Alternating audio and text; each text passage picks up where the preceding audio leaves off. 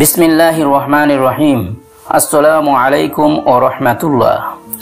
আজকের আলোচনা ফজরের ওয়াক্ত। ফজরের ওয়াক্ত সুবহে সাদিক থেকে নিয়ে সূর্য ওঠার আগ পর্যন্ত ফজরের ওয়াক্ত থাকে। পূব আকাশের উত্তর দক্ষিণে যখন সাদা একটা আলো ছড়ায় তখন ফজরের ওয়াক্ত শুরু হয়।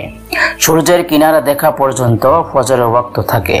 ফজরের সময়ের মধ্যেও মাগরিবের মতো আকাশ সাদা ও লাল হয়। ফজরের প্রথমে আকাশ সাদা হয়, তারপর লাল হয়, আর মাগরিবে প্রথমে লাল হয়, এরপর সাদা হয়। ফজরের সময়ও প্রায় 1.25 ঘন্টা থেকে 1.5 ঘন্টা পর্যন্ত থাকে। আল বাহরুর রায়েক, প্রথম খণ্ড, 423।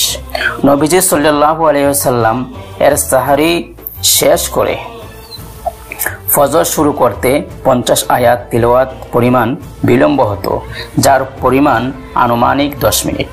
বুখারী শরীফ, হাদিস নাম্বার 1921। এবার আসি ফজরের উত্তম সময়।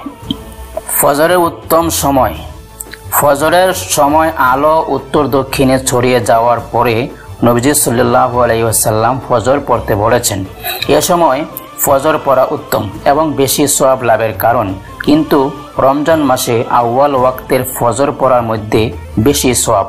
আল বাহরুর রায়েক, প্রথম খণ্ড, 428 থেকে 29।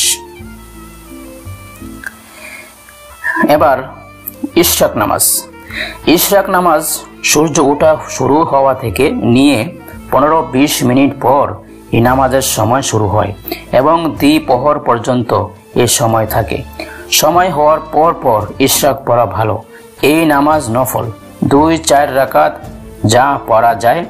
এই নামাজ যে পড়ে সারা দিনের সমস্ত প্রয়োজনের জন্য আল্লাহ তাআলা তার জন্য যথেষ্ট হয়ে যান। আত-তারগীব ওয়া তারহিব, হাদিস নাম্বার 1009। চাশত নামাজ। চাশত ইশরাক এবং চাশতের নামাজের সময় এক, তবে বেলা 11টার দিকে চাশতের নামাজ পড়া ভালো। চাশতের নামাজ সর্বোচ্চ 12 রাকাত। এই নামাজও নফল। ফতোয়া হিন্দিয়া, প্রথম খণ্ড, 124। জাওয়াল নামাজ।